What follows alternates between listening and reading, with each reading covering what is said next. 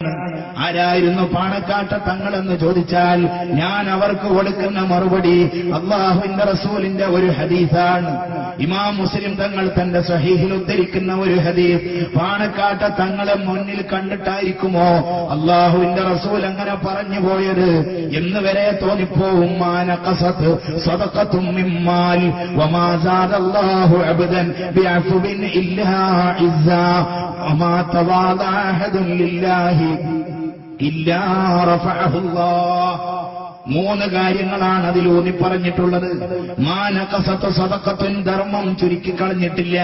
മിമ്മാൽ, ധർമ്മത്തിൽ നിന്ന്, ധർമ്മം ചെയ്തതിന്റെ പേരിൽ ധനത്തിൽ നിന്ന് ഒന്നിനെയും ചുരുക്കിക്കളഞ്ഞിട്ടില്ല. വാരിക്കോരിക്കൊടുത്ത ധർമ്മിഷ്ഠരായിരുന്നില്ലേ പണക്കാട്ട തങ്ങൾ?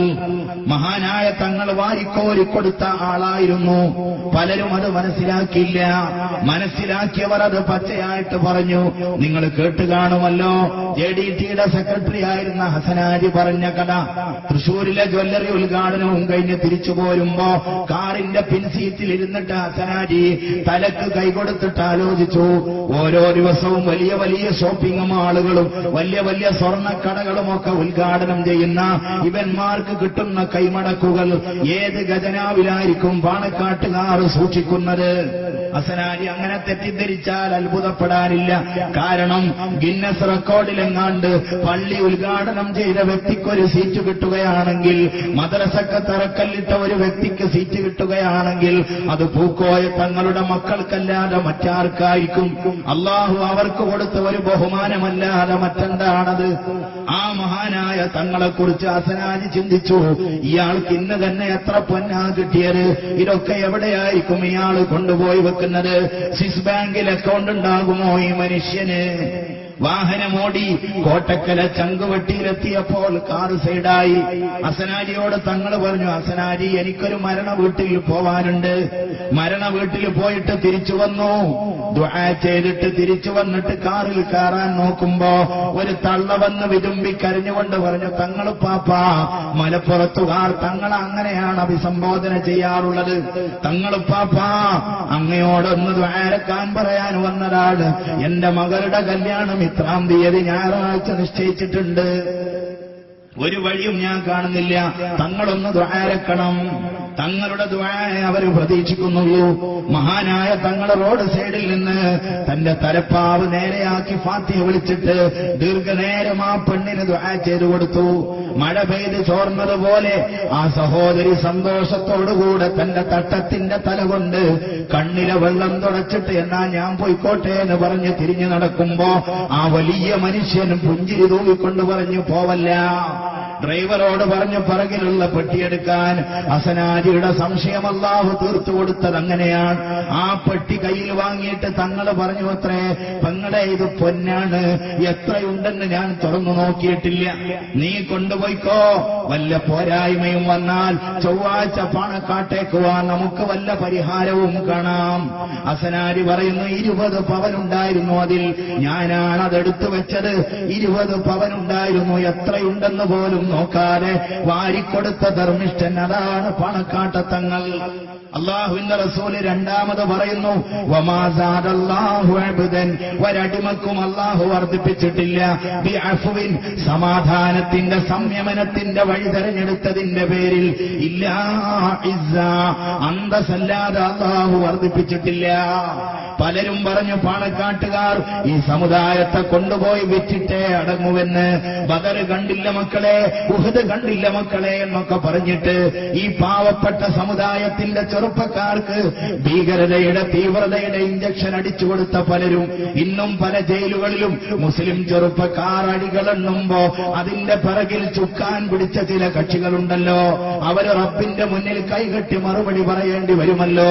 ബദറിന്റെയും ഉഹദിന്റെയും കഥ അനാവശ്യമായിട്ട് ആവശ്യമില്ലാത്ത സന്ദർഭങ്ങളിൽ എടുത്തു പറഞ്ഞിട്ട് തീവ്രത കുത്തിവെച്ചു കൊടുത്ത ആളുകൾ, പാണക്കാട്ടുകാർക്ക് ശൂരിതം പോരെന്ന് പറഞ്ഞവർ ജയിലുകളിൽ നിന്ന് ജയിലുകളിലേക്ക് മാറിപ്പാർക്കുമ്പോ പാണക്കാട്ട തങ്ങളോ രാഷ്ട്രീയ മതചിന്തകൾക്കപ്പുറം സർവ്വ മനുഷ്യന്മാരുടെയും മനസ്സ് കൈയടക്കിയത് ആ ഒരൊറ്റ എളിമയുടെ ആ ഒരു സംയമനത്തിന്റെ വാക്കുകൊണ്ടാകുന്നു.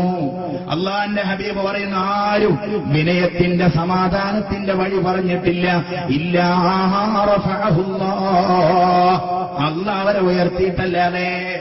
നിസ്കാരപ്പള്ളിയുടെ തൊട്ടടുത്ത് ഒരു ഹൈന്ദവ സഹോദരന്റെ വീട്, അവന്റെ പറമ്പിൽ നിന്ന് ചാഞ്ഞ തെങ്ങിൽ നിന്ന് നിരന്തരം തേങ്ങ വീണിട്ട് പള്ളിയുടെ ഓട് പൊട്ടിപ്പോവുക. കമ്മിറ്റി യോഗം ചേർന്നിട്ട് തെങ്ങ് മുറിക്കാൻ തീരുമാനിച്ചു. അയാൾ പറഞ്ഞു, എന്റെ തെങ്ങ് മുറിക്കാൻ എനിക്ക് വിഷമമുണ്ട്, എന്റെ അത് മുറിച്ചാലെന്ന് ചോദിച്ചിട്ടൊരു വിഭാഗം, അത് മുറിക്കാൻ പറയാൻ നിങ്ങൾ ആരെന്ന് ചോദിച്ചിട്ട് വേറൊരു വിഭാഗം. കമ്മ്യൂണലായ വിഷയമായിട്ട് മാറുമോ, വർഗീയ ലഹളയാകുമോ എന്ന് ഭയം വന്നപ്പോ ഏതൊക്കെയോ ചില സുമനസ്സുകൾ പറഞ്ഞു, നമുക്കൊരു മധ്യസ്ഥനെ കാണാം.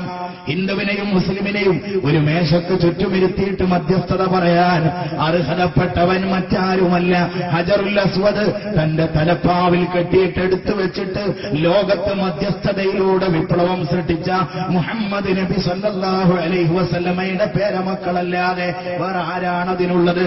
പാണക്കാട്ട് ചെന്നിട്ട് കാര്യം പറഞ്ഞു. മഹാനായ തങ്ങൾ ദീർഘനേരം അത് കേട്ടു.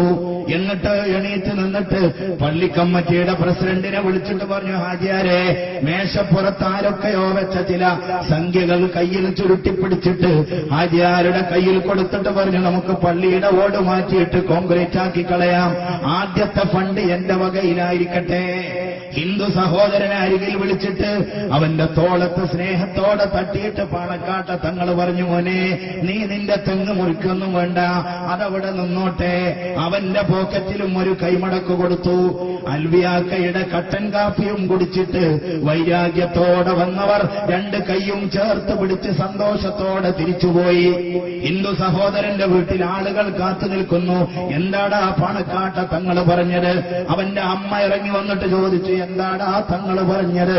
പോക്കറ്റിൽ ചുരുക്കി വെച്ച കാശെടുത്തിട്ട് അമ്മയുടെ കയ്യിൽ കൊടുത്തിട്ട് പറഞ്ഞത്, എനിക്ക് പാണക്കാട്ട തങ്ങൾ തന്നതാണ് അമ്മേ.